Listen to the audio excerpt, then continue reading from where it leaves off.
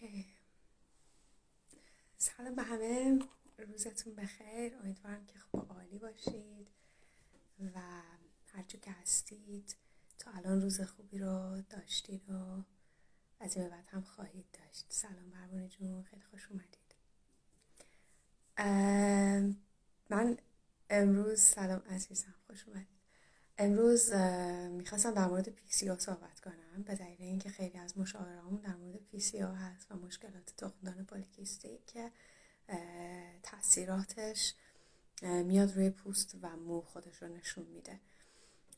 سلام عزیزم.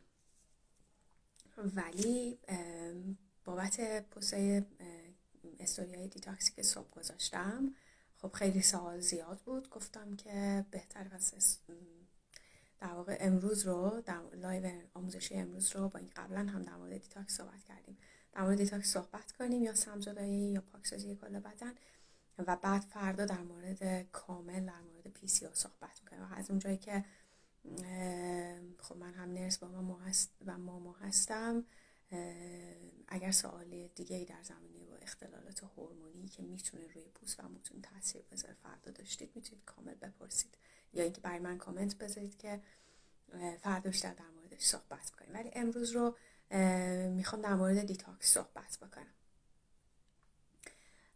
دیتاکس یا در واقع سمزدایی یا پاکسازی بدن یه برنامه‌ای هست که خود بدن به عنوان یه بدن هوشمند، تمام سلول‌های بدن ما تنظیم شدن برای اینکه این کار رو در بدن ما انجام بدن به صورت طبیعی.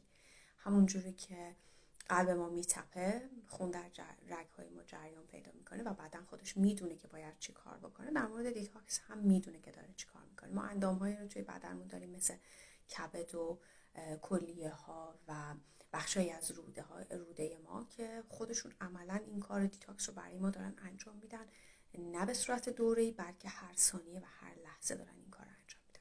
ولی از اون جایی که ما در جوامع زندگی میکنیم که خب استرس سطحش خیلی بالاست، مواد غذایی که ما میگیریم هر چقدر هم تلاش کنیم که ساده غذا بخوریم، سالم غذا بخوریم، فعالیت سالم و خوب داشته باشیم، باز هم اون مواد غذایی که ما دریافت میکنیم اون سلامتی رو که باید داشته باشه نیست.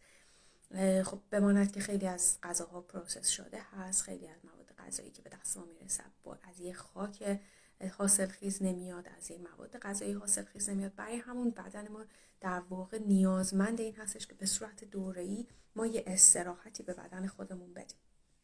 این برنامه دیتاکس در واقع شامل هم دوره‌هایی از فستینگ یا روزه‌داری میشه و هم مصرف مایعات فراوون به دنبال اون مصرف غذاهای سالم هستش. بعضی از مواد غذایی تو این برنامه غذایی کاملا حذف میشن، مواد غذایی که بدن توی هضمشون یه مقداری براش سنگین تر هستش، مثل گوشت ها و پروتئین های خیلی سنگین، و به جاش پروتئین های یه مقدار گیاهی تر و سبک تر توی برنامه گنجونده میشه برای اینکه فشار زیادی روی بدن نیاد و بتونه بیشترین انرژیشو توی اون تایمی که ما میخوایم دیتاکس یا در واقع پاکسازی بدن رو انجام بدیم، بیشترین انرژیشو بذاره برای پاکسازی کل بدن. به هر حال ما این برنامه رو، این پلن رو اجرا میکنیم برای اینکه هم توی بدنمون و هم توی مغزمون و افکارمون در واقع یه پاکسازی کلی انجام بشه. حتما تا حالا به این اتفاق براتون افتاده که ذهنتون پره، همش افکار مختلف توشه، نمیتونید خوب تصمیم گیری کنید، احساس میکنید دچار یک مه مغزی یا دچار یک به هم ریختگی توی مغزتون شدید و هر از گاهی این اتفاقات براتون میفته. این حالت بیشتر زمانی اتفاق میفته که بدن ما پر از سموم میشه و این سموم دیگه کبد و کلیه اینقدر که حجم مواد دریافتی و سموم توشون زیاد هست، فرصت اینو نمیکنن که کار خودشون رو به موقع انجام بدن و کاری که همیشه انجام میدن و پاکسازی میکنن انجام بدن و ما رو از شر این سموم خلاص بکنن.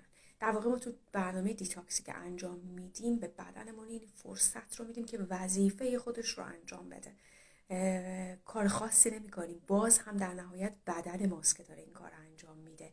ما فقط داریم کمکش میکنیم، فقط داریم پشتیبانی میکنیم و با مواد غذایی که در اختیارش میذاریم و با فواصلی که بهش میدیم بهش این فرصت رو میدیم که بتونه بهترین خودش رو انجام بده برای ما و ما رو به سلامت نزدیکتر بکنه. توی یه برنامه دیتاکس در واقع شما اگر فردی باشید که پرخوری میکنه، عادت کرده که ریزه خواری کنه، عادت کرده که سر ساعتهای خاصی غذا بخوره، مثلا ما عادت کردیم صبحانه بخوریم، مثلا 12 که شد نهار بخوریم و ساعت 7 شب دوباره شام بخوریم، عادت کردیم. هیچ وقت نشده که تا حالا از خودمون سوال کنیم بابا اصلا من الان گرسنمه که باید نهار بخورم، من اصلا الان احساس گرسنگی میکنم که باید شام بخورم. پس چون ما بر اساس یه سری عادت‌ها و روتین‌های روزمره داریم این کارا رو انجام میدیم، خیلی اوقات واقعا بدن ما نیاز به اون حجم از مواد غذایی نداره و ما داریم این کار رو براش انجام میدیم و مدام داریم بهش این معده رو پر نگه می‌داریم و پر نگه داشته شدن این معده باعث میشه که خب یه سری هورمون‌ها ترشح میشن و به مرور معده بزرگتر میشه و حجم زیاد بیشتری از غذا رو خواهان میشه و یه سری گرسنگی‌های کاذب رو ما خواهیم داشت. یعنی معده پره، معده واقعا نیازی نداره، بدن نیازی نداره، ولی چون مدام داشتیم بهش مواد غذایی میرسوندیم سر ساعت‌های خاصی، این بدن اینجوری عادت کرده و اینها عادت‌های غذایی غلط هستش که بعداً ما رو دچار مشکل خواهد کرد و طیف وسیعی از بیماری‌هایی که ما امروز درگیرشون هستیم ریشه در التهابات بدن ما، در التهابی که توی بدن ما به وجود میاد و ریشه از همین معده و روده ما دارن. یعنی هر چیزی که ما وارد این معده و روده میکنیم در نهایت بازخوردش رو همه جا میتونیم ببینیم. میتونیم روی پوستمون، روی مومون، روی بدنمون، روی کبدمون، روی کلیه و همه قسمت‌های بدنمون ببینیم. پس ما با این کار فقط داریم به بدنمون این فرصت رو میدیم، مواد غذایی سالم رو با یه نظم خاصی در اختیارش قرار میدیم تا اینکه کمکش کنیم که بهتر عمل کنه، بهتر بتونه وظیفه خودش رو که پاکسازی و دیتاکس کلی بدن هست انجام بده. یا خیلیامون عادت‌هایی که داریم ریزه‌خوریه. یعنی خیلی‌ها من شنیدم میگن بابا من اصلا غذا نمیخورم ولی خب بهش میگم ریزه‌خوری می‌کنی، میگه آره همیشه من سر کار هستم، چای باید با یه شکلاتی خورده بشه، چپ میرم راست میرم در یخچال وا می‌کنم یه چیزی می‌خورم. و این عادت‌های بد غذایی که یکیش همین ریزه‌خوری هست یا غذاهای پرچرب یا غذاهای فست فودی، همه اینها توی لایوی که در مورد سبک زندگی داشتیم، سبک زندگی سالم داشتیم، من همه اینها رو تک تک توضیح دادم. ولی اینقدر حجم سوالاتتون در مورد دیتاکس زیاد هست و من ترجیح دادم که یه بحثی رو بذارم فقط در مورد دیتاکس امروز صحبت بکنم. دیتاکس یا سمزدایی کردن یا پاکسازی کل بدن برای اون دوستانی که تازه اومدن کاری هستش که خود بدن انجام میده، به صورت مرتب هر ثانیه انجام میده، ولی اینقدر حجم مواد و سموم که از مواد غذایی ناسالم میگیریم به بدن میرسونیم زیاد هست که این فرصت رو پیدا نمیکنه تا به صورت کامل سمزدایی کنه. حالا ما میایم کاری که میکنیم ذهنمون رو و کل بدنمون رو توی چند روز پاکسازی میکنیم. بهتر این رو بدونید که برنامه‌های دیتاکس کلی که شما هیچ ماده غذایی رو نخورید و فقط مایعات یا بویسه پروتئین رو به بدنتون برسونید بیشتر از 3-4 روز نباید طول بکشه. اگر میبینید کسی به شما میگه یه هفته غذا نخور یا یه هفته اینو بخور یه هفته اونو بخور و غذا رو از رژیم غذایی شما میکشه بیرون و فاستینگ های خیلی طولانی میده، اون به بدنتون بیشتر آسیب میرسونه.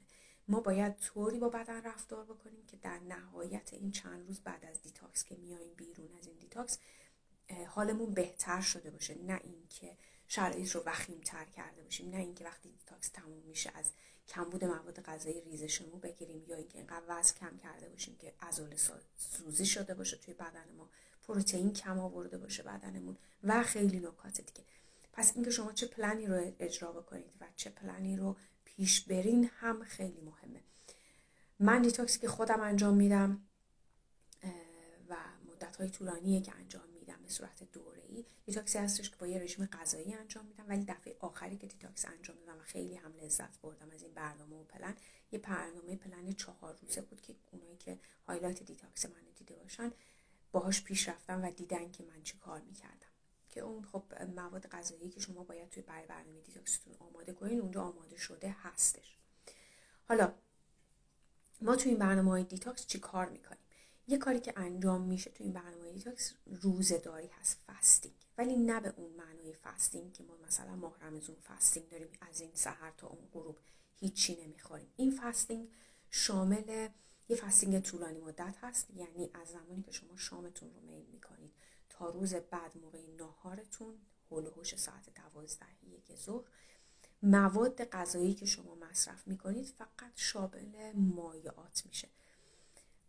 این مایعات میتونه آب میوه هایی باشه که خودتون گرفتین و تو برنامه براتون گنجونده شده، میتونه آب طعمدار باشه، آب طعمداری که از بیرون تهیه میکنید، نه آب طعمداری باشه که در واقع شما تهیهش کردید داخل خونه. حالا این آب طعمدار رو بعداً توی برنامه دیتاکس اگه خواستید که از این قضیه استفاده نکنید و فقط آب طعمداری رو که بهتون میگم استفاده بکنید، برنامه‌اش کامل بهتون میدم که این آب شامل لیمو و زنجبیل و چند تا پر نعنا هستش که این آب رو طعمدار میکنه و در طول روز مصرف کنه. پس این فستینگ یه فستینگیه که با فستینگ معمولی، با روزه‌داری معمولی متفاوته و کاری که میکنه اینه که به معده شما، به دستگاه گوار شما و به این مغز ما این فرصت رو میده برای اینکه استراحت کنه. یه استراحت خوب، نه مثل روزه‌داری که ما میکردیم تو ماه رمضونا، سحر میخوردیم طوری که اصلا دیگه موقع بعدش میخواستیم نماز بخونیم خم نمیتونستیم بشیم و موقع افطار هم به قدری تا اون سحر بعدی اینقدر میخوردیم که معده، یعنی واقعا بعضی اوقات معده درد میگرفتیم و بعد از ماه رمضان به جای اینکه وزن کم بکنیم که حالا فست داشتیم، وزن اضافه هم میکنیم، یا اینقدر مقدار شیرینی و قندی که توی ماه رمضان مصرف میکنیم زیاد هست که اصلا بدن واقعا شوکه میشه، در یک شوک قندی خیلی بالا قرار میگیره. پس ما قرار نیست این کارا رو، این بلاها رو سر بدنمون بیاریم. منظور ما از فستینگ اینه که به بدن زمان بدیم برای اینکه خودش رو شروع کنه به پاک کردن. این آب خوردن و این مایعات خوردن توی این زمان فستینگ، مثلا از شام تا روز بعد ناهار، به بدن این فرصت رو میده که مایعات فراوون دریافت بکنه و این مایعات فراوون اون کاری رو که کبد و کلیه داره میکنه، خصوصا کبد داره انجام میده برای سمزدایی بدن، جریان خونی که وارد کبد میشه و یه سری مواد اضافه و سموم رو ازش میگیره کبد و بعد میده به عروق که عروق باز از کلیه و جای دیگه دفعش میکنن. اون کبد زمان این رو داره که کاملا وقتش رو بذاره روی سمزدایی. حالا میگیم زمانش رو داره برای چی؟ به خاطر اینکه اگر ما این زمان رو بهش ندیم، خب شب شام میخوریم، بعد تا موقع خواب مدام میخوریم، هله هوله، نمیدونم شیرینی میخوریم، میوه میخوریم، آجیل میخوریم، بعد دوباره یه چای دیگه میخوریم، چای با یه قندی، با یه شیرینی چیزی میخوریم و هممونم بر این چیز هستیم که شیرینی رو بعد شامت بخور، به هضم غذات کمک میکنه، که حالا اینم یه بحثاتی داره که بعد بهتون توضیح میدم چیه. و بعد میریم صبح که پا میشیم دوباره چای کافیمون رو میخوریم، صبحونه رو میخوریم، میزنیم دوباره ناهار رو میزنیم و این واقعا بدن اون استراحت لازم رو برای اینکه اون زمان لازم رو برای اینکه بگیره و اون پاکسازی رو انجام بده نداره. پس این فستینگ هایی که ما داریم به معنای فستینگ روزه‌داری ماه رمضان نیست. مایعات مصرف میشه، جوسی که بهتون میگن تهیه میکنه مصرف میشه و بعد از اون میرسیم به وعده ناهارتون. توی وعده ناهارتون یا وعده شامتون که استفاده میشه، پروتئین و سبزیجات فراوون هستش. این پروتئین اگر قرار باشه که از این برنامه 4 روزه‌ای که من استفاده کردم هفته پیش، از اون استفاده کنید، خودش پودر پروتئین گیاهی داره و حالا توی شیر و اینها مخلوط میشه استفاده میکنه. اگه قرار باشه که من بهتون برنامه بدم و برنامه دیتاکس رو انجام بدین، پروتئین گیاهی رو توی اسموتیتون یا توی پروتئین شیکتون قرار میدیم که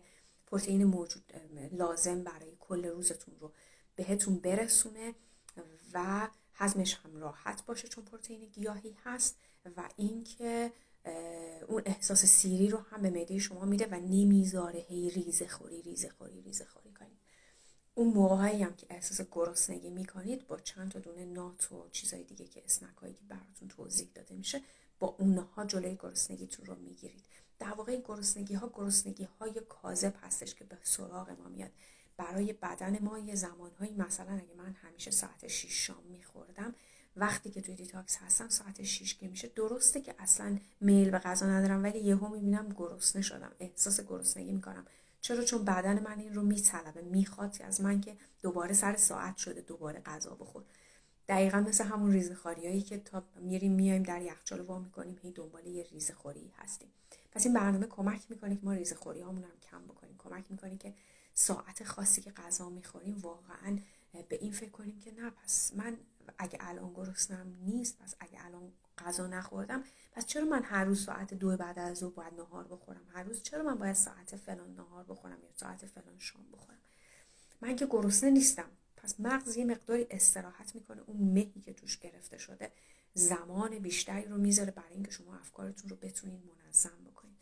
بماند که توی این برنامه براتون من مدیتیشن میذارم، براتون توضیح میدم که چجوری بنویسید، چی کار بکنید که عادتهای بد غذاییتون رو هم از سرتون خالی بکنید و یه آرامش فکری و ذهنی رو هم در کنار آرامش جسمی که میگیرین همراهش داشته باشید. یه کار دیگه که انجام میدیم اینه که حجم سبزیجاتی که ما میگیریم خیلی زیاد هستش توی این مدت، توی این چند وقتی که دیتاکس میکنید. کاری که سبزیجات با ما میکنن اینه که خب مایعات رو میرسونن، فیبر فراوون رو به بدن ما میرسونن، ویتامین ها رو به بدن ما میرسونن و نمیذارن که بعد از این چند روزی که دیتاکس میکنیم بدن ما با کمبودی مواجه شده باشه. از طرف فیبر بالایی که دارن خب هم برای سلامت روده های ما عالی هست و هم برای این هستش که خب معده ما رو تا چندین ساعت این فیبر درشت سبزیجات پر نگه میداره و حالت سیری رو به ما میده و نمیذاره اون ریزه‌خوری‌ها رو انجام بدیم. در حالی که شما اگه یه بشقاب برنج بخورید 2 ساعت بعد گرسنه هستید، حالا اون رو یه غذای پرفیبر مصرف بکنید، ببینید تا چقدر بعد میتونید احساس گرسنگی نکنید. سبزیجات رو من به چند حالت توی دیتاکس برای افراد توصیه میکنم. یه حالتش که خیلی مفید هست و میذاره شما بهتون فرصت اینو میده که حجم زیادی از فیبر رو در یه وعده یا 2 وعده مصرف بکنید، حالت اسموتی سبزیجات هستش. آب میوه های مختلف رو هم میتونم براتون بذارم، ولی آب میوه ها رو اولا اینکه چند مدل آب میوه هست که خیلی مفیده برای این موقعی که میخواید دیتاکس بکنید و اینکه آب میوه در واقع اون فیبر رو از میوه‌جات ما میگیریم و فقط یه ویتامین و حالا یه آبی ازش میگیریم و مصرف میکنیم. همه اون مواد مغذی رو ما تو آب میوه نداریم، چه بسا که خوبه، خیلی هم عالیه، بهتر از آب میوه های بیرون یا نوشیدنی های مسخره دیگه که در طول روز از این ور اون ور میخوریم و همشون هم در واقع پروسس شده هست. ولی توی این رژیم من سعی میکنم بیشتر بهتون فیبرها رو توصیه بکنم.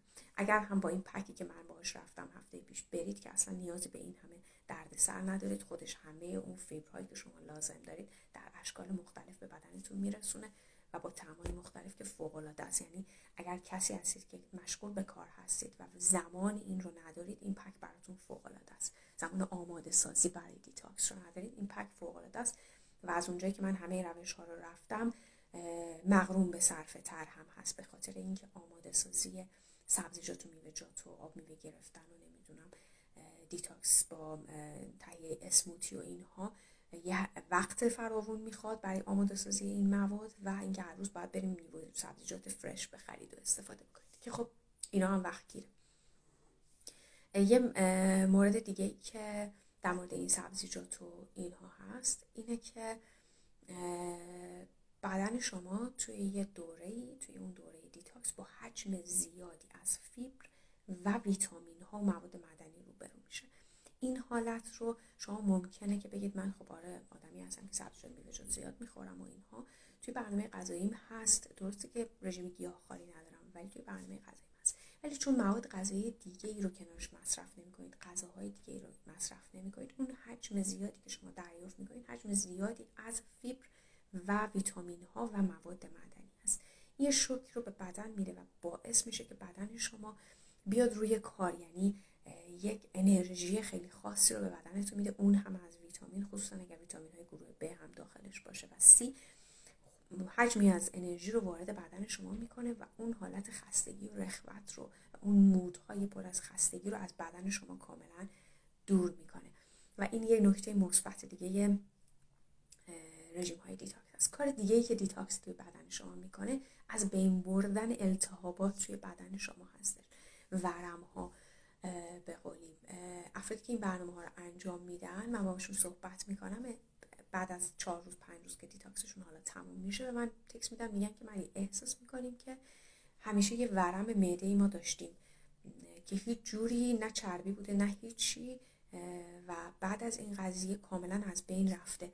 اون ورم معده که شما احساسش میکنید که بعد از در برنامه دیتاکس میره، واقعا همون حجم زیادی از ورم و التهابی هستش که توی دستگاه گوارش شما هستش و با اون استراحتی که شما بهش میدین کاملا داره از بین میره و حتی التهابات دیگه. به این علتش اینه که بدن شروع میکنه سمزدایی کردن و این التهابات رو خودش از شر خودش خلاص میکنه و نمیذاره توی بدن بمونه، برای اینکه به ضررش هستش و سیستم ایمنی نفس راحتی میکشه، به خاطر اینکه تمام بار روی سیستم ایمنی بدن بوده و همش داشته جاهای مختلف که این سمها رو میدیده التهاب تولید میکرده. برای اینکه مقابله بکنه با ایجاد التهاب توی بدن داشته مقابله میکرده و این التهابات روی هم جمع شدن و در نهایت شما چیزی که میبینید الان به وجود میاد براتون اون هستش. و یه حالت دیگه خیلی خوبی که برای افراد به وجود میاد، اون دست از چربی هایی که چربی های احشایی بودن یا چربی هایی بودن که مثلا افراد انواع اقسام رژیم ها رو امتحان کردن، مدام ورزش میکنن ولی میگن ما این زیر شکممون یه لایه چربی همیشه هست، با هیچی از بین نمیره، سال هاست که دارمش، با هیچی نرفته، ورزش کردم نمیدونم یا یه وزنی روی یک وزنی ثابت موندم که دیگه از این کمتر نمیشم.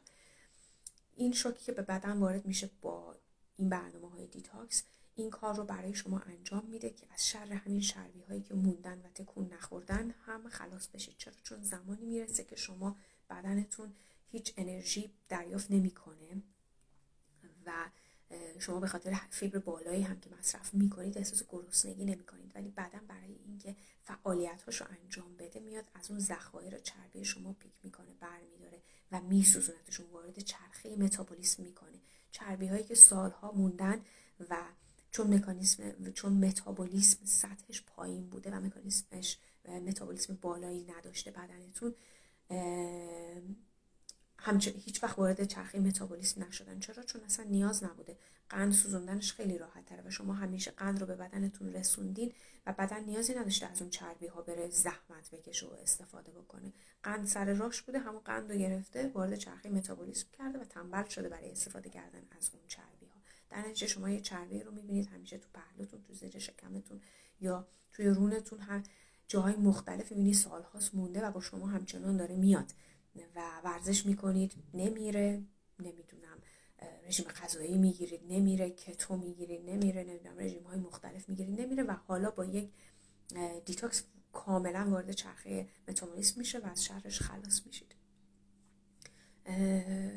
این یکی دیگه از کاریه که خیلی خیلی خوبیه که در واقع دیتاکس برای شما میکنه. و وزنی که کم میکنید شامل فقط چربی نیستش، شامل تمام اون التهاباتی هم هستش که توی بدنتون مونده، صورت ورم معده و ورم اینور و اونور داره توی شما نشون داده، خودش رو داره نشون میده. و من توی این دیتاکس آخری که انجام دادم، توی مثلا روز 3 و 4 که سبزیجات داشتیم و یه سالاد سبزیجات داشتیم، باید اون سالاد رو میخوردیم. توی اون سالاد من از کلم تخمیری که خودم درست کرده بودم اضافه کردم و اون کلم تخمیری در واقع حسابی کمک میکنه به معده، چون الان معده بعد از 3 روز پاکسازی یا 4 روز پاکسازی کاملا دیگه آماده پذیرش همه چی هستش، به روده ها بسیار کمک میکنه و اون کلم تخمیری چون پر از باکتری های مفید برای معده و روده شما هست، خصوصا باکتری های مفید روده هست، کاملا میره و باکتری های مفید روده شما رو تقویت میکنه و شما بعد از دیتاکس یه روده‌ای دارید که دیگه یه قشایی از جرمی که داخلش گرفته شده بوده و سمومی که داخلش بوده و موادی که باعث شده بوده اون پروزها دیگه مثل قبل کار جذب و هضم مواد رو برای شما انجام ندن، اونها همه پاک شده و حالا شما باکتری های مفید رو هم تقویت کردید با رژیم غذایی که تو این چند روز داشتید و بعد از اون شما میبینید که یه روده سالم دارید. مشکلات قبلی که توی رودتون بوده، حالا یبوست‌های مزمن یا هر چیز دیگه، کاملا داره برای شما برطرف میشه و اون روده سالم میتونه غذاهایی که شما مصرف میکنید، مکمل هایی که مصرف میکنید هم خیلی راحت جذب بدنتون میکنه. تا حالا شده براتون که این اتفاق بیفته و بگید بابا من خیلی میوه سبزیجات هم زیاد میخورم ولی این پوسته درست نمیشه، ولی این معده کار خودش درست انجام نمیده، با اینکه این همه سبزیجات میخورم پس چرا روده های من اینجوری؟ به دلیل اینکه گاهی اوقات روده های ما اینقدر حجمی از سموم و حجمی از در واقع باکتری های مضر توشون زیاد میشه که همون مواد معدنی و مواد خوب غذایی هم که شما مصرف میکنید که قرار از طریق اون روده ها جذب بدنتون بشن، جذب نمیشن، دفع میشن کاملا. یعنی شما عملا با اینکه این مواد رو نخوردید هیچ تغییری توی شما به وجود نمیاد. پس روده ها سلامتشون از هر چیزی توی بدن شما مهمتره، به خاطر اینکه مواد غذایی که شما مصرف میکنید میخواد از طریق اون روده جذب بدنتون بشه. پس یه روده سالم به شما یه بدن سالم تحویل میده، یه ذهن سالم تحویل میده. خیلی روی سلامت روده هاتون در واقع سرمایه گذاری کنید، وقت بذارید.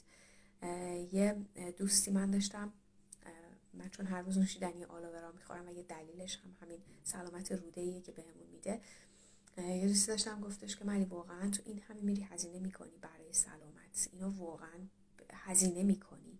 گفتم که اگه الان من هزینه کنم که سالم هستم و میتونم جلوی پیشرفت یه سری از بیماری ها رو بگیرم تو این سن، خیلی بهتر از این هستش که من 60 ساله بشم و نه یه دیابت گرفتم، فشار خون گرفتم، روده سالمم که ندارم، مشکل آلزایمر هم کم کم بهم اضافه میشه و بعد اون موقع تازه میخوام این کارا رو انجام بدم، اون موقع باید درمان کنم. الان دارم پیشگیری میکنم و من حاضرم که اون شده چند روز در ماه رو حقوقم رو صرف تغذیه سالمم بکنم که در 60 سالگی و 50 سالگی و چه میدونم 45 سالگی و اینها خرج دوا و دکتر نکنم. و خودتون هم میدونید توی انگلیس واقعا خرجی نمیتونی برای دوا و دکترت بکنی، درسته، ولی کمکی هم این سیستم به درمان شما نخواهد کرد. پس بهتره که زندگی سالم تری داشته باشید. اگه سوالی دارید بپرسید، وگرنه من یه توضیح کوچولویی دیگه در مورد کل برنامه 3-4 روزه بهتون میدم و بهتون میگم که اگر میخواید شروع کنید بهترین زمانش کی هست و بعدش از خدمتتون مرخص میشم. در مورد دیتاکس و این برنامه ها اگه سوالی دارید بپرسید.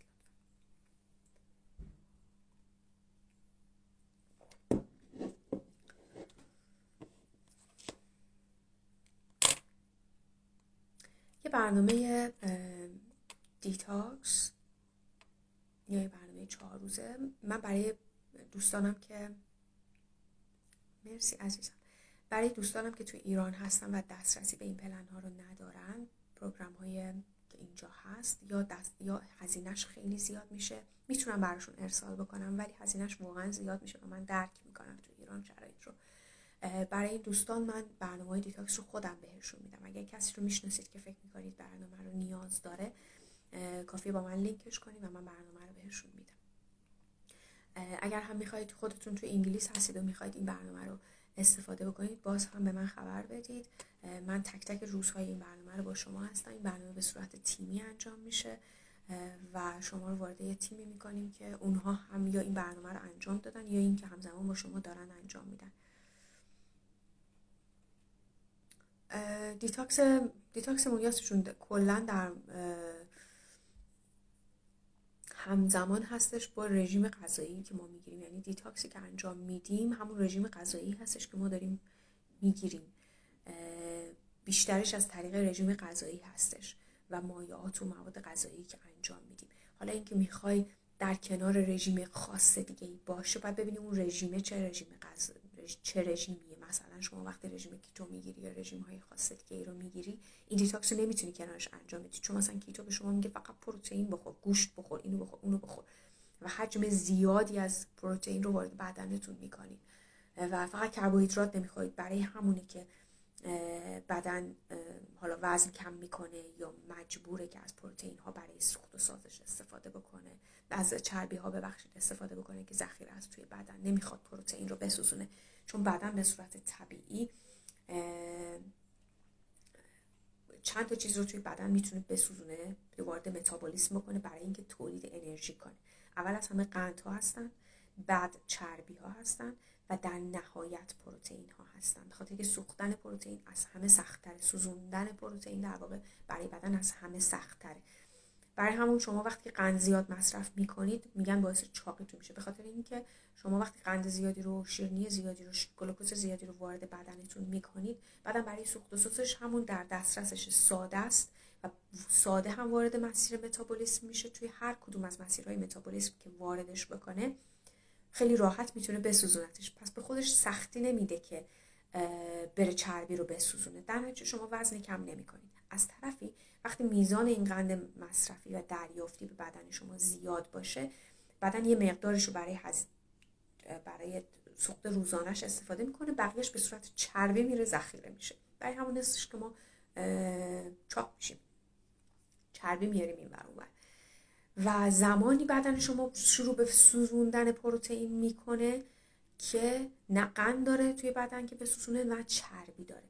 کسایی که رژیم های خیلی سخت میگیرن، کسایی که ورزش های خیلی سخت میکنن با همراه با رژیم های غذایی سخت، کسایی که پروتئین کافی به بدنشون نمیرسونن، شروع میکنن یا بیماری هایی رو میگیرن که وزن کم میکنن دیگه، نه قندی نمیتونن غذا بخورن که قند به بدنشون برسه مستقیم، نمیتونن، نه چربی زیر پوستی دارن یا یک جایی تو بدنشون چربی دارن که چربی بسوزه، در نتیجه مستقیم برای فعالیت، حتی اگر تو بستر بیماری باشن و هیچ کاری هم نکنن، هیچ فعالیت دیگه نداشته باشن، برای نفس کشیدن و برای فعالیت های داخل خود بدن مثل ضربان قلب و فعالیت ذهن و همه اینها بدن نیاز به انرژی داره. اون انرژی راحت میره از پروتئین میگیره، پروتئین از پوست میگیره، از عضله میگیره، از استخوان میگیره. برای همون این افراد دچار پروتئین سوزی میشن و پروتئین از دست میدن. خیلی اوقات افراد نادانسته میرن وارد یه سری رژیم های غذایی میشن که این پروتئین ها رو همچنان از دست میدن.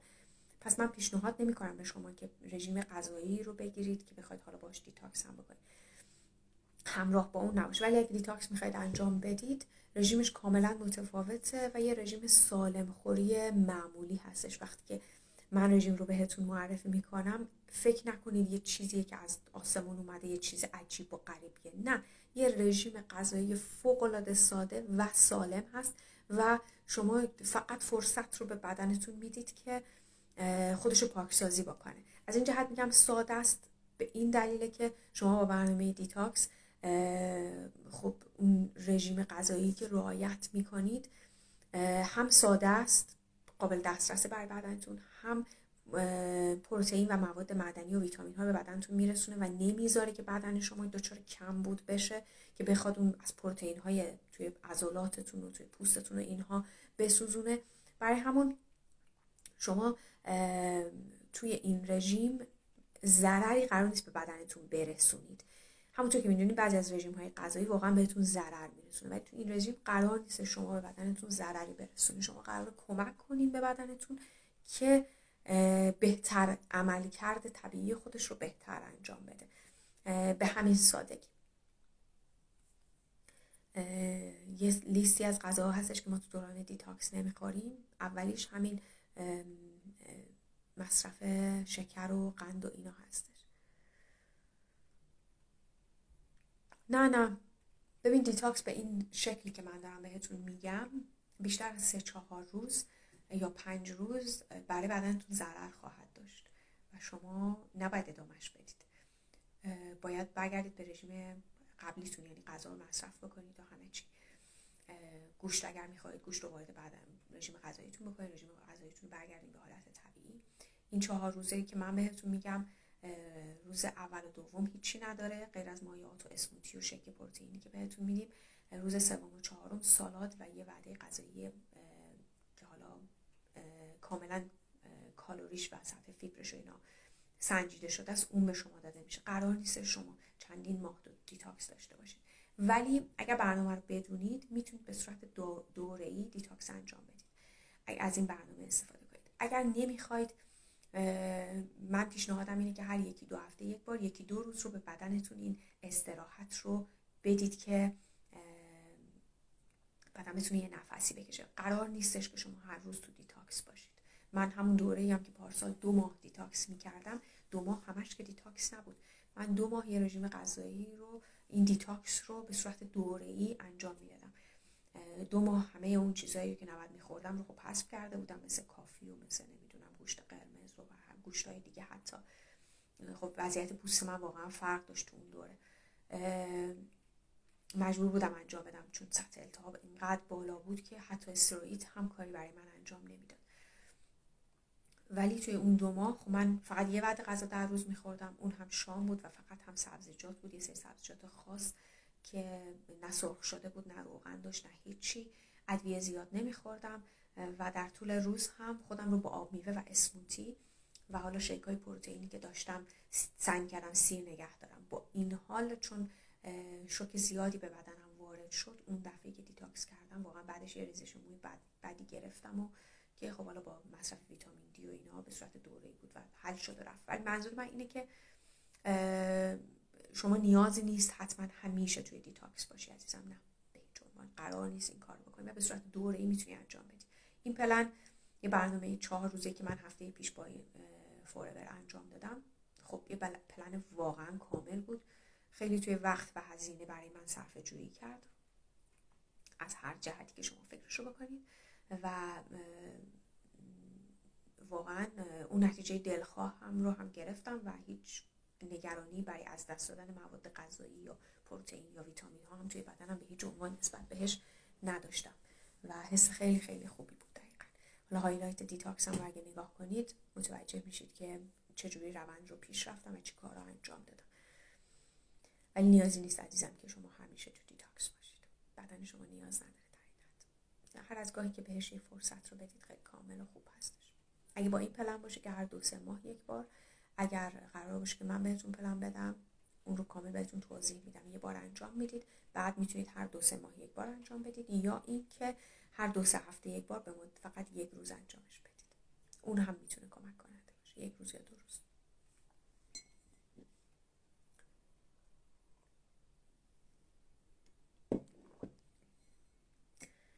اوکی، اگر سوالی دارید بفرمایید، در غیر این صورت که خیلی وقتتون رو نگیریم و به خدای بزرگ بسپاریمتون. این لایو رو من سیف میکنم مثل همیشه، همه مشاوره های ما رایگان هست، شما همین رو میتونید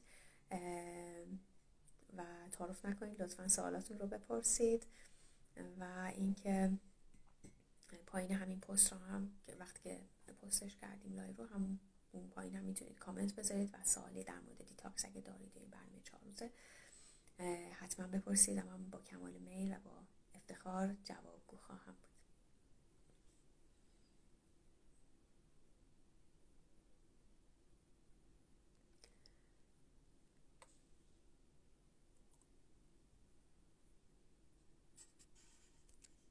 اوکی، امیدوارم که روز و روزگار بهتون خوش باشه، خیلی خوب و عالی باشید. از اینکه دیدمتون خیلی خوشحالم و از اینکه همیشه همراهی میکنید بسیار سپاسگزارم.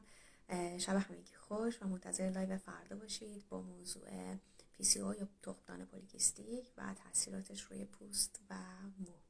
شبتون خوش، خدا نگهدار.